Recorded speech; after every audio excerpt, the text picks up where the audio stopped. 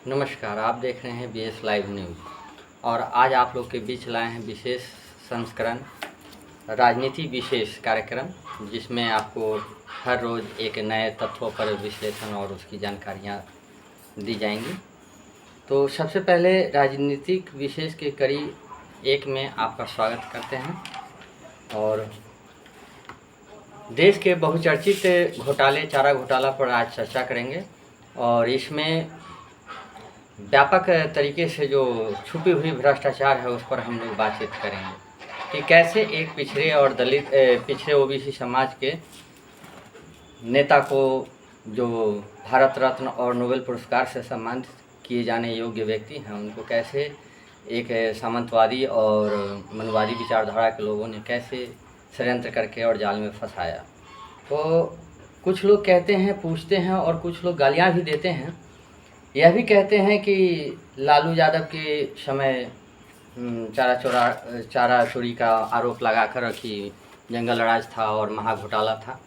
तो इसी पर विशेष कार्यक्रम है हमारा और इसको देखिए और समझने का प्रयास कीजिए। और समस्त ओबीसी समाज और एससी एसटी अल्पसंख्यक समाज से मेरा निवेदन है, इस पर महत्वपूर्ण विषय है, इस पर ज़रूर ध्यान दीजिए और कमेंट बॉक्स में अपना राय विचार आप दे सकते हैं। धन्यवाद।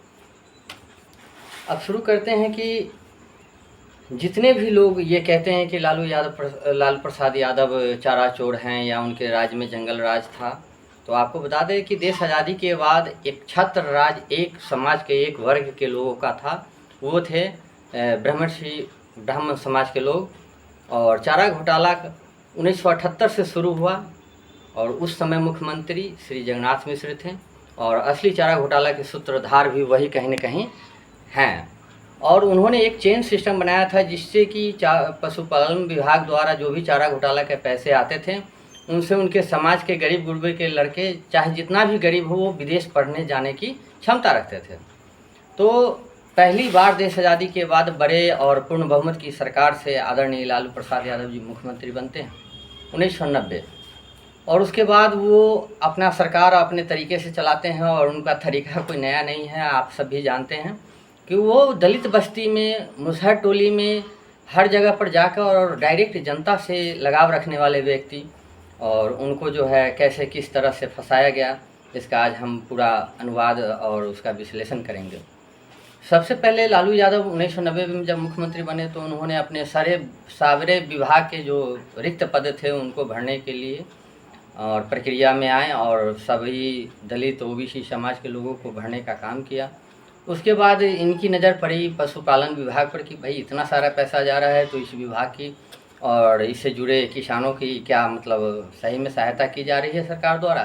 तो जैसे ही जांच शुरुआती दौर में पता चला कि इसमें तो व्यापक तरीके से घोटाले हो रहे हैं, तो उन्होंने वर्ष 1992 के बाद एफआईआर दर्ज करना शुरू किया एज ए मुख्यमंत्री और लगभग 90 से 94 एफआईआर दर्ज उन्होंने किया। अब ये जैसे ही चारा घोटाला लालू यादव ने उजागर किया तो पता चला कि भाई सारे सामंतवादियों समाज और जो इस पर एक छत्र राज करने वाले लोग थे, उनके मन में बेचैनी हो गई कि भाई एक बैकवर्ड का लड़का हमारे पूरे चेन सिस्टम को ख़त्म कर देगा और ये पहली मर्तबा है, अगर इसी समय इनको कुचल दिया जाए तो फिर आगे कोई साहस नहीं करेगा कि हम लोगों के एक छत्र राज को उंगली उठा सके। लेकिन लालू यादव ऐसे व्यक्ति नहीं थे, वो कर्मठ और सुएग और ईमानदार व्यक्ति हैं और उन्होंने उनसे डरना उचित नहीं समझा और उन्होंने देखा कि इसमें बड़े बड़े मुख्यमंत्री और पशुपालन मंत्री जैसे लोगों का हाथ है, तो उन्होंने सीबीआई को केस रिकमेंड कर दिया। अब देखिए सीबीआई और राजनीतिक दल मिलकर लालू प्रसाद यादव के साथ क्या करते हैं। सबसे पहले सारे जो कांग्रेस हो या किसी भी दल के जो स्वर्ण समाज के नेता थे, वो सब लालू को बेवजह चारा चोर कहने लगे। और उसके बाद सीबीआई सभी उच्च पदों पर जो है एक ही समाज के लोग बैठे थे, चाहे वो न्यायालय हो, चाहे कि मंत्रालय हो, कार्यपालिका हो, न्यायपालिका हो, सभी जगह पर एक ही वर्ग के लोग बैठे हुए थे, 95% से ऊपर। अब आप भी सोच सकते हैं कि इतने ज़्यादा परसेंटेज एक ही वर्ग के लोग रहेंगे तो वहाँ न्याय मिलने की संभावनाएं नहीं होती हैं। ये बिहार में खासकर ये चलता है। कांग्रेस ने भी देखा कि घोटाले तो हुए हैं, लेकिन 35 साल से मेरी ही सरकार थी, तो उसने भी थोड़ा ढील दे दिया और वो एक समाज जो पूरे विभाग पर कब्जा करके बैठा था, उनको कहा कि लालू को तुम ही निपटा दो। अब लालू जी अकेले पड़ गए इनके जो सहयोगी थे वो भी कहीं न कहीं राजनीति में जुड़े हुए थे, तो उनको भी पता था कि हर विभाग में इन्हीं लोगों की बहुसंख्या है, तो कहीं न कहीं हमें दिक्कत है। और जो इसमें मतलब लालू जी का साथ देना चाहते थे, उसको पूर्व में जो घोटालेबाज मंत्री जगन्नाथ मिश्रा थे वो उनको खरीद लेते थे, या फिर पैसे या केस का सीबीआई ईडी का डर दिखा के उन्हें अपने पाले में ले लेते थे।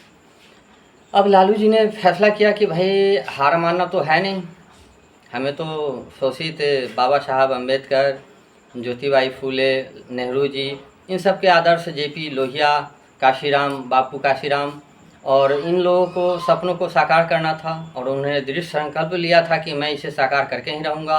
और जब उन्होंने मुख्यमंत्री का पद संभाला तो ये करके भी दिखाया। और इसी बात का जलन एक विशेष वर्ग को हो गया कि एक बैकवर्ड का गाय भैंसी चराने वाला लड़का मुख्यमंत्री बनता है और अपने समाज के लिए इतना सारा कर दिया, ये अगर कुछ दिन तक और रह गया तो हमारी साम्राज्य पर खतरा है। और इसी तरह उन्होंने क्या किया कि इसको आगे बढ़ाया। अब नेताओं ने तो केवल हल्ला किया, आगे का काम सीबीआई को लालू जी ने सुपुर्द कर दिया था।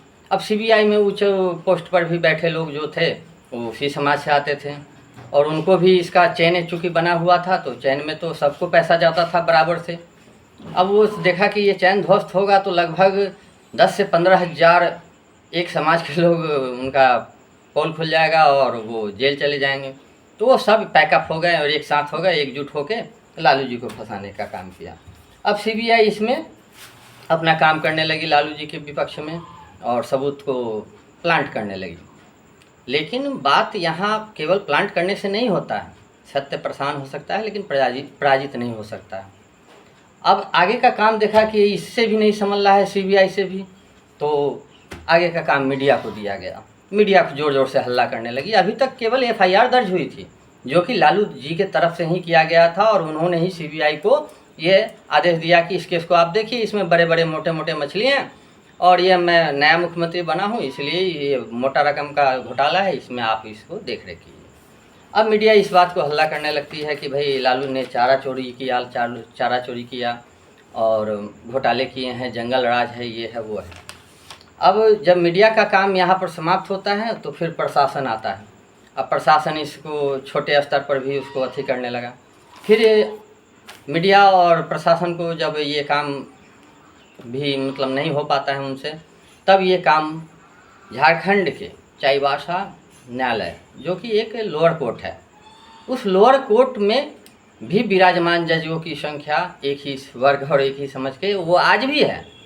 आज भी हमारे ओबीसी और बैकवर्ड समाज के लोग गिने चुने हैं जो कि न्यायपालिका या कार्यपालिका में कार्यरत हैं, और हैं तो भी सीनियर पोस्ट पर वही लोग हैं। तो इससे न्याय की परिकल्पना नहीं की जा सकती है, और इसमें संभवतः हम लोग चुनाव के बाद लालू जी के लिए कोर्ट हो या जो भी इसमें घटना में पात्र हैं उन सब पर मुकदमा, मानहानि में मानसिक हैरेसमेंट सबका मुकदमा दर्ज करने जा रहे हैं, और ज़रूरत पड़ी तो ग्राम सभा, आम सभा लगाकर भी लालू जी को निर्दोष साबित करने का हम लोग पूरा काम करेंगे, क्योंकि वो निर्दोष हैं। उसके बाद अब चलते हैं अगले प्रकरण में कि एक मुख्यमंत्री का केस लोअर कोर्ट में 27 साल लगते हैं चार्जशीट दायर करने में, 20 साल एभव 20 साल। अब बताइए कि एक मुख्यमंत्री का केस और सीबीआई इस केस को डील कर रहा हो और 20 साल लग गया हो। अगर ये घोटाला सत्य होता तो 6 महीना के अंदर चार्जशीट दायर किया जा सकता था। औसतन कानून कहता है कि 90 दिन में आप चार्जशीट आपको दायर करना है, लेकिन भारत में और कम से कम तो पिछड़े समाज में और दलित समाज में ऐसा नहीं होता है। हाँ, वही अगर कोई अपर कास्ट के लोग हैं, अपर पोस्ट पर हैं, तो उनके लिए खास व्यवस्था है, अग्रिम जमानत। लेकिन कभी आपने भारत में नहीं सुना होगा कि किसी गरीब व्यक्ति को अग्रिम जमानत मिले, उन्हें केवल तारीख पर तारीख दिया जाता है। अब बताते हैं कि आदरणीय लालू प्रसाद यादव जी ने गरीब गुरबों और पिछड़ों के लिए क्या किया और क्यों इसको जंगल राज कहते हैं। क्योंकि इस देश में व्यापक भ्रष्टाचार और एक ही समाज के लोग सारे पोस्टों पर कब्जा कर रखे थे। इस कब्जे का भी पोल खुलने वाला था। अब लालू प्रसाद यादव के पीछे सारा देश का एक समाज विशेष वर्ग जो है पीछे पड़ गया, और अपने जितने भी पोस्ट पर विराजमान उनके साथी, उनके रिश्तेदार, उनके संबंधी जो भी थे, उन सबको एक करने में जुट गया। और आदरणीय लालू जी कभी झुकने का सोचा भी नहीं, और उन्होंने कहा कि मैं जब तक जीऊँगा संघर्ष करूँगा। और उन्होंने मन ही मन सोचा कि हमारे भगवान ही जब जेल में जन्म लिए हैं तो मैं तो उसी वंश से आता हूँ, जेल से डरना क्या। उन्होंने आगे की लड़ाइयाँ शुरू कर दी। अब आज के डेट में बताते हैं कि लालू प्रसाद यादव ने गरीबों के लिए क्या किया।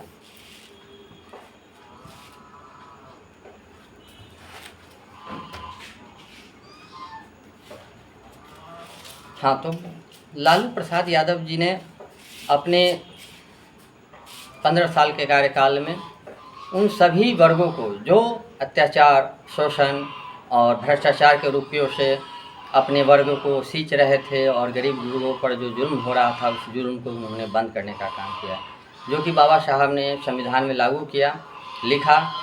सभी दलित समाज के जो भी नेता ऊपर गए वो इस चीज़ पर चर्चा किए, लेकिन कहीं न कहीं बाधित और बाध्य किया गया। आदरणीय बाबा साहब जी को भी भारत रत्न होते हुए भी जहर दे के मारा गया। लाल बहादुर शास्त्री, नेहरू, ये सब साजिश के शिकार हुए। लेकिन लालू प्रसाद यादव एक ऐसे शख्स निकले जिन्होंने ये ठान लिया था कि जब तक तोड़ूंगा नहीं तब तक छोड़ूंगा नहीं, और वो जेल में आराम से न्यायपालिका पर भरोसा करके, क्योंकि बाबा साहब का लिखा हुआ न्याय संहिता है और उन्होंने उसका सम्मान करते हुए और समस्त ओबीसी और बैकवर्ड समाज को ये दिखलाने का काम किया कि देखो, एक बैकवर्ड का नेता अगर मुख्यमंत्री पद तक पहुंच जाता है उसके बावजूद भी वो सुरक्षित नहीं है। और वो चाहते तो उस समय भी अपनी लड़ाई लड़ के और वो डिग्री पा सकते थे, लेकिन उन्होंने देखा कि अभी समय का इंतज़ार करना चाहिए, ताकि जो हमने 20 साल में जो शिक्षा दी है, मुसहर समाज में चरवाहा विद्यालय, छोटे छोटे बच्चों को नहलाना, उनको शिक्षा की ओर आगे बढ़ाना, प्रोन्नति कराना, इन सब कार्यों से जो 20 साल में उन्होंने बोया था, आज वो काटने का समय आया। और समय आया तो आज के डेट में जितने भी उनके साथी थे वो कहीं न कहीं साथ छोड़ दिए, लेकिन लालू प्रसाद यादव ऐसा नहीं किए। और आज के डेट में हम सब आपसे अपील करना चाहेंगे कि आदरणीय लालू प्रसाद यादव जी को और उनके परिवार पर जो केस सीबीआई द्वारा चलाया जा रहा है उसमें हमारा समर्थन करें, और हम सब मिलकर एक नया समाज का परिकल्पना करें जिसमें सबको समानता, यानी कि किसी भी वर्ग को हम लोग को छोड़ना नहीं है और सबको लेके चलना है। इसी के साथ हम अपनी बातों को समाप्त करते हैं। अगले संस्करण में हम आपके समक्ष फिर से लेके आएंगे राजनीति विशेष भाग 2। धन्यवाद।